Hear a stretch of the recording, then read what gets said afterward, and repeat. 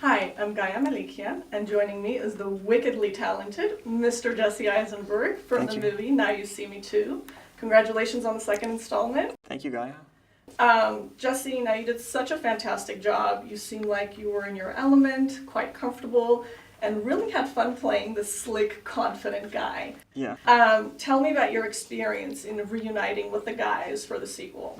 Yeah, it's an interesting kind of family dynamic that we created in the first movie that we got to kind of carry over, and of course there's the new addition of Lizzy Caplan in this movie. But yes, I love playing my character because he is a performer. I am also a performer, but the difference is he is like this incredibly confident, I would say borderline arrogant performer, and I have stage fright. So it's great to kind of play a character that I would say has all, that's kind of in a way like aspirational for me. Oh, well, you did an amazing job. Oh, thanks a lot. I it. wasn't fishing, but thanks. Thanks.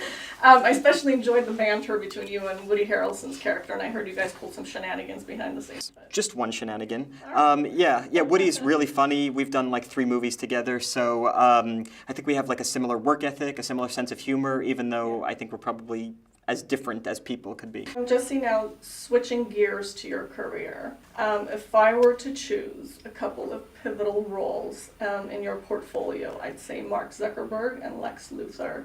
How would you say you benefited from these 2 experiences? When I was 18, I was cast right out of high school in this movie called Roger Dodger, which was like a small New York independent movie, but it was received very well.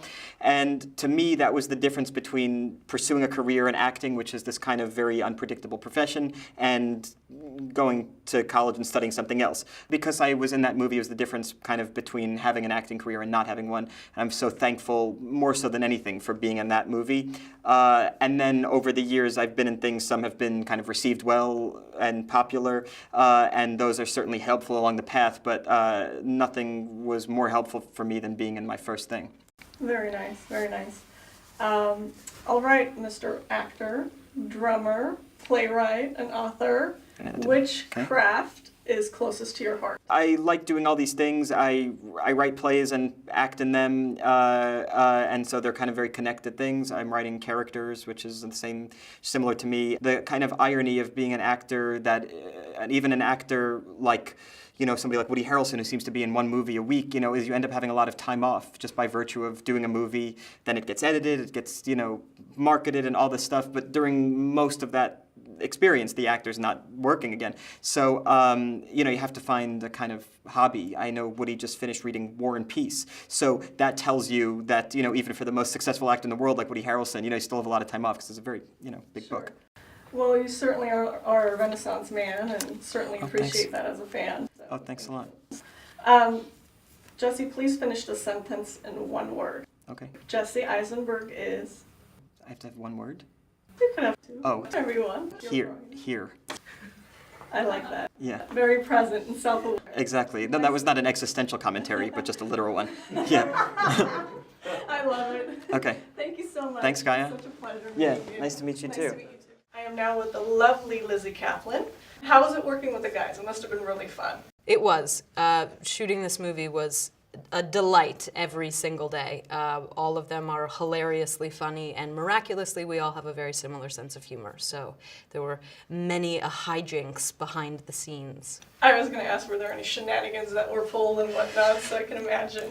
Yes, daily. Unfortunately, none of them are appropriate to speak about publicly. They were usually very gross and upsetting, and somebody was usually the target of everybody else's teasing for an entire day, sometimes 2 in a row. So it was very fun to be a teaser, not as fun to be a teasee. Nevertheless, very intriguing, right?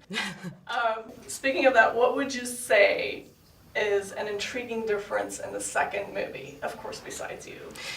Well, I think the most intriguing thing is that I'm now in the movie. Yes. So besides me. If you enjoyed the first movie, which it's very hard not to enjoy that movie, it's such a good time. They kind of take all of the stuff that you liked from the first movie and they turn it up to 11. So the tricks are bigger, the locations are cooler, and the person that they have to take down is a more sinister opponent. Lizzy, please finish the sentence for me. Okay. If I were not an actor, I would be. If I were not an actor, I would be broke. I love it. Down to earth and on. You're welcome. It's a pleasure to Nice to meet you.